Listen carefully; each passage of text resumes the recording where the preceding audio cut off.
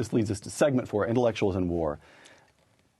From Intellectuals in Society, discussing the role intellectuals played between the two world wars. Quote, one of the most remarkable developments of the 1920s was an international movement among intellectuals promoting the idea that nations could get together and publicly renounce war. Yes.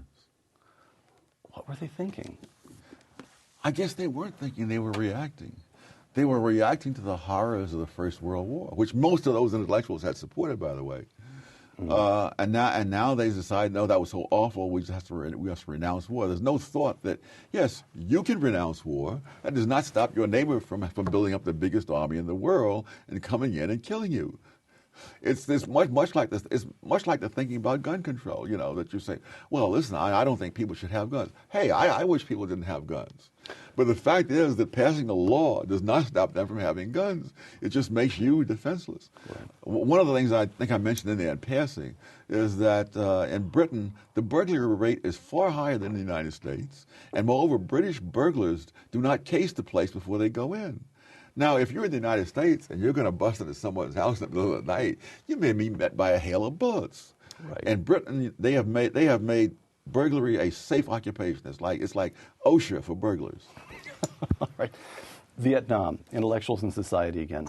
Among the many implications of the war in Vietnam was that it once again illuminated the role of the intelligentsia in influencing the policies of a society and the course of history.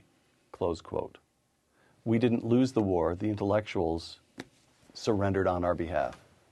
Yes. In fact, the communists themselves in later years admitted that there was no way they could have defeated the United States on the battlefield, and in fact that the Tet Offensive, which was the turning point, that the communist guerrilla movement was virtually wiped out in the South. But the intellectuals saw that as a victory for the communists, and the war was unwinnable. And once a democratic country decides that a war is unwinnable, it becomes unwinnable.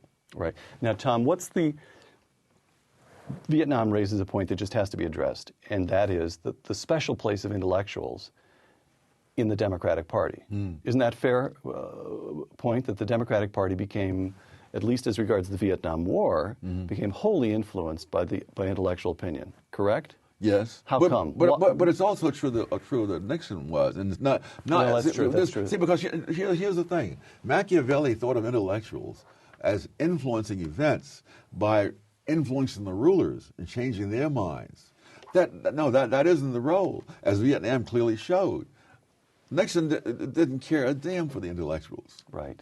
But they created a climate of opinion in which, if he continued that war, he would pay too high a political price. So he threw South Vietnam to the wolves, signed a negotiated agreement, and they love negotiated agreements. It doesn't matter what it says. So long as you sign it and you win the Nobel Prize, who cares if a few million people get killed in the aftermath? What's the transmission mechanism from intellectual opinion to the larger climate of opinion?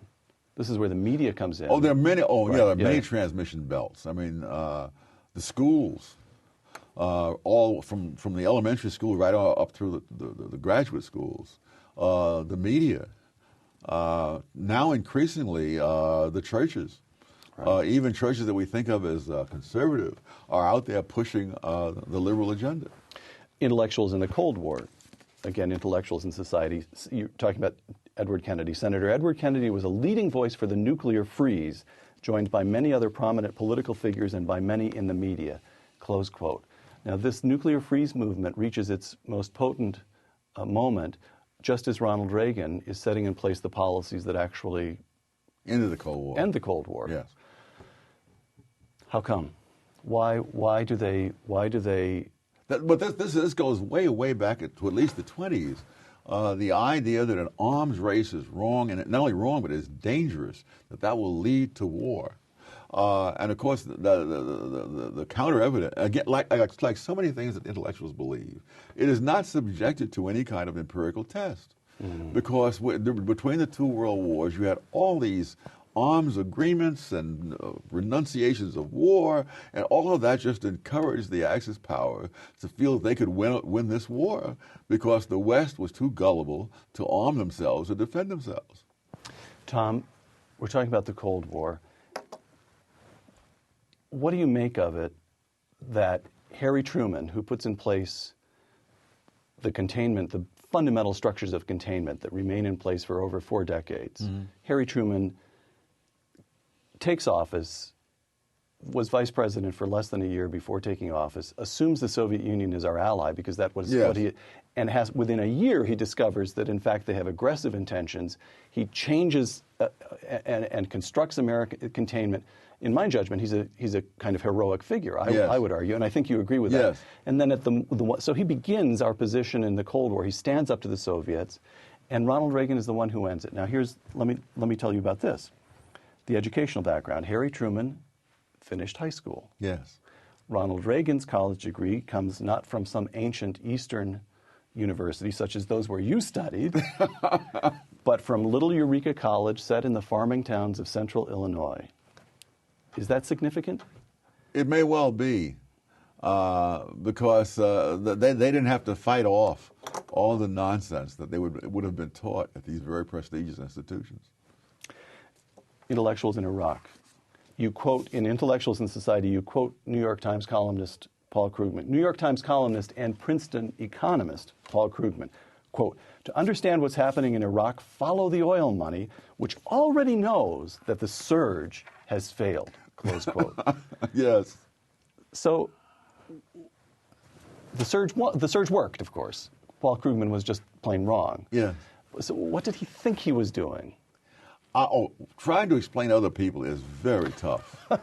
I mean, in some senses, I mean, I am often baffled. Why did Larry Summers, try to hang on at Harvard? The man had millions. He could have stood up and said what he thought.